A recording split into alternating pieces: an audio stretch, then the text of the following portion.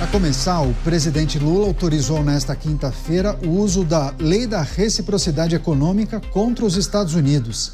A medida, sancionada em abril, permite que o governo responda ao tarifaço da gestão Trump e imponha taxas sobre importações norte-americanas, suspenda concessões comerciais e investimentos, além de direito de propriedade intelectual, quebrar os direitos de propriedade intelectual. A decisão foi tomada após o Planalto entender que o diálogo com Washington tem sido unilateral e fechado a ponderações do Brasil, mas pode abrir uma nova frente na crise entre os países, inclusive com tarifas ainda maiores dos Estados Unidos. O Itamaraty já enviou um comunicado à Câmara de Comércio Exterior sobre essa decisão do presidente Lula e informou que a gestão Trump foi notificada no dia de hoje. Chamar os nossos comentaristas, Roberto Mota, já ao vivo, a postos, vai trazer suas análises e impressões. Mota, seja bem-vindo, ótima noite a você.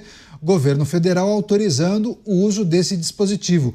Lei de reciprocidade contra os Estados Unidos. Trocando em miúdos, devolver na mesma moeda, né? O que a gente pode esperar de um processo como esse? Bem-vindo. Vamos esperar o governo federal autorizar a lei da gravidade, Caniato. Boa noite para você, boa noite aos meus colegas de bancada, boa noite à nossa audiência. Reciprocidade não precisa de lei, só precisa de simetria. Mas a relação entre Brasil e Estados Unidos é uma relação assimétrica. Apenas 1% das importações americanas vem do Brasil, mas os Estados Unidos representam mais ou menos 10% das exportações brasileiras. Os Estados Unidos são a maior potência econômica, militar e cultural do planeta.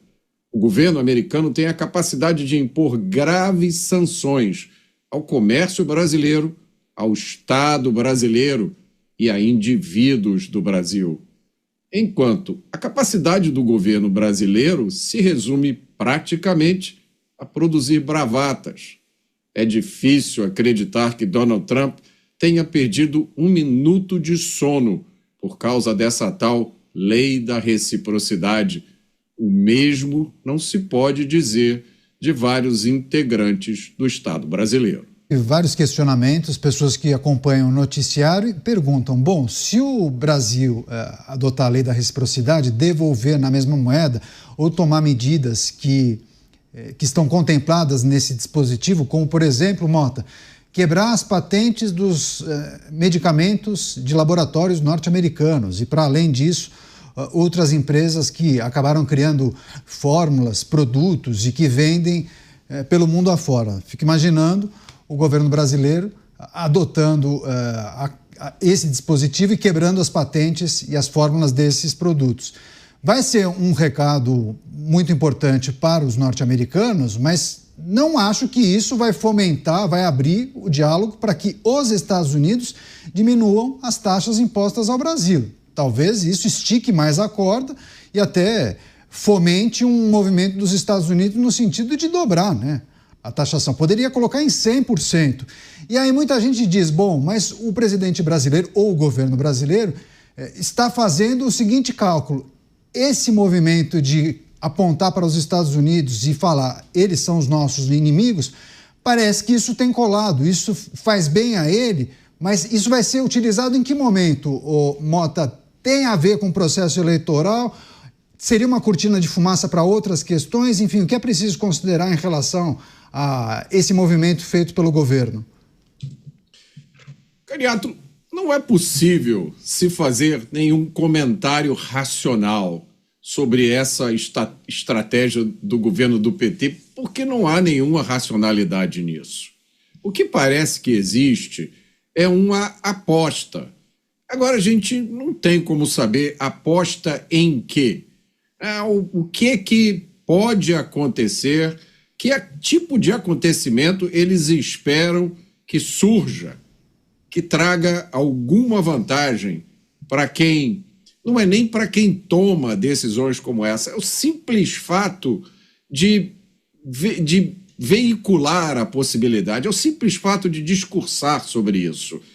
Foi esse o caminho que trouxe o Estado brasileiro e o país para onde a gente está hoje. Foi justamente isso, essa facilidade de dizer coisas que não fazem sentido nenhum, que são agressivas, que são ofensivas, que ameaçam os interesses de uma nação soberana e poderosa. Tem gente que diz, olha, isso aí é uma aposta no quanto pior, melhor. Talvez, fazendo um cálculozinho pequeno eleitoral, nós vamos provocar, vamos criar confusão, vamos criar uma sensação de insegurança, vamos reviver essa coisa tão antiga, tão absurda que é do anti-americanismo. Vamos ser os defensores da soberania nacional, pessoas que participaram da criação do Foro de São Paulo aqui no Brasil, que é um projeto de internacionalização socialista. Essas pessoas agora vestiram a camisa verde e amarela, estão segurando a bandeira nacional e falando de soberania. Veja essa história das patentes. Isso são crianças brincando com fósforo e gasolina na cozinha de casa. Na hora que esse troço explodir, vai ser um estrago muito grande. Quebra de patente tem implicações gravíssimas. Isso pode, por exemplo, sujeitar indivíduos a processos judiciais nos Estados Unidos. Isso pode determinar, por parte do governo americano, que empresas americanas parem de fornecer produtos e prestar serviços aqui. Nós já falamos sobre isso. Não existe uma empresa no Brasil, não existe um órgão do governo que continue a funcionar amanhã. Se o governo americano disser às empresas de tecnologia, cortem os serviços, não fica um site de internet no ar, não fica um aplicativo de internet banking, ninguém, para tudo. Não é possível que alguém não tenha explicado isso para as pessoas que estão dizendo essas... Eu não consigo nem classificar, porque esse tipo de declaração, esse tipo de consideração é de uma irresponsabilidade tão grande que eu fico olhando para o Congresso Nacional. Como é que o Congresso Nacional, que tem como a sua responsabilidade fiscalizar os outros poderes, não se manifesta a respeito disso? Isso é uma brincadeira de pessoas cuja posição de poder dá a elas a ilusão de que, acontecendo o caos, esse caos não chegará nelas. Mas é justamente esse pensamento tolo que já foi desmentido por uma coisa chamada sanção Magnitsky. Então, o que a gente pode esperar é uma piora da situação geral. Eu acho que a gente não vai escapar de ver isso.